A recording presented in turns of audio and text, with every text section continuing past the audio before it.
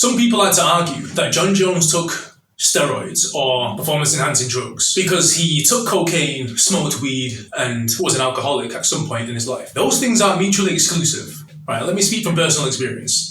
There was a time in my life when I used to be a heavy stoner, and I have taken things like cocaine and LSD, magic mushrooms. I was never a huge cocaine user, don't get me wrong. Right? I took it a few times in my life, like maybe a handful of times, 2 handfuls, throughout the entire time of me ever taking drugs.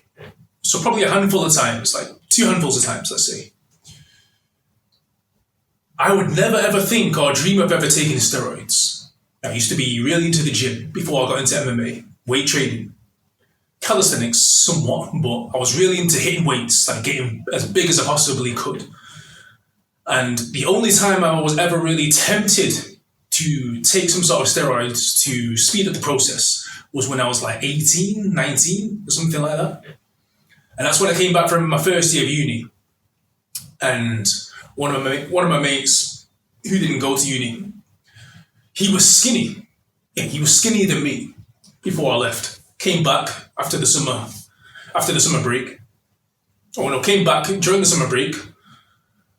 And I saw him and he was massive. He ballooned up. I was thinking, you were skinnier than me when I left to go to uni. What happened? And I was seeing his physique and he was like biceps coming out, like, and traps coming out, popping out of his shoulders and whatnot. And I was like, rah. And I didn't really know too much about steroids then. I was 19. I didn't think steroids were a thing that he was going to be on. And it later he came out actually, he admitted that he was on Winstrol's, I believe, these tablets. And at some point I remember thinking, yo, maybe I should get on those. And then I'd quickly elevate myself to where I want to be. Now I didn't, thankfully. That temptation came and went, it passed. And I never really considered them again. At this time I was smoking weed. I was smoking weed heavily in my first year of uni. But steroids, this didn't come to mind. You know what I'm saying? They just never came into the picture. I never thought, okay, let me get on these steroids and get hench and get swole. No, it's the risks of what could happen were just too much. The potential negatives that could come from that, they just put me off. You know what I mean? There were so many downsides that you hear about steroids of your ball shrinking, low sperm count, decrease in penis size and things of that nature. And some of those things are true. It's mainly the shrinkage of the testes, I believe it is, because obviously your testosterone your natural testosterone is no longer needed when you get an artificial testosterone. So of course it's common, I believe, for your balls to shrink. But I was just like, I don't want that to happen. I don't want to become potentially infertile either. I don't want to get acne all over my body, which is something I did see was a side effect of what happened to one of my friends who was on it. And then he came off it when he was cycled on and off. He would get spots all over his back and all over his face and retain all of this water so his face would look like chubby and fat. And I was thinking, that's not great. Yeah, he was hench, but all of these costs that he was taking on as a result of this steroid usage, I was like, okay, like, I don't want that. And then all the really harsh negative effects, which could potentially come as well later on in life. It's just not worth it.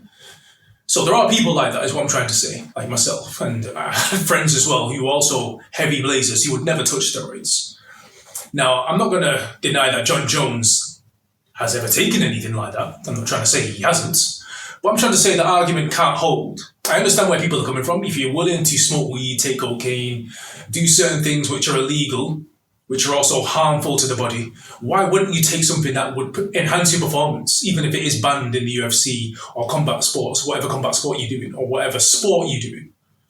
Why wouldn't you do that? I understand the argument, but I'm trying to say that it's not a mindset that every single person has. Now, I'm speaking from a person who has never ever competed professionally in MMA. I've made the walk 3 times. I've had 2 white collar fights, 1 amateur fight. right? If you search my name, you'll still see I've got one amateur fight on my record, officially speaking, right, ranking in England. So I'm not going to say that I can't say for sure.